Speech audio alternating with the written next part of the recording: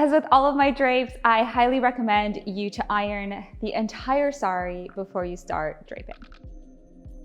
So for this drape, I'm not gonna pre-pleat my pallu, and you're gonna see why. You don't need a perfect pallu for this drape, which is amazing. So you can actually do it on the go.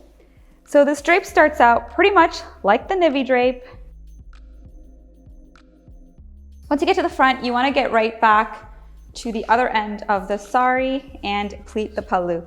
Very roughly, it doesn't have to be perfect.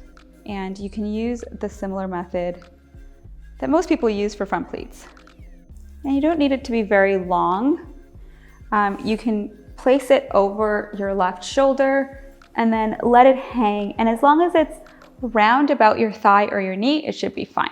So that's a good spot. And what I'm gonna do is pin that in place. Once you've pinned it into place, you wanna just take the rest of the sari and start pleating.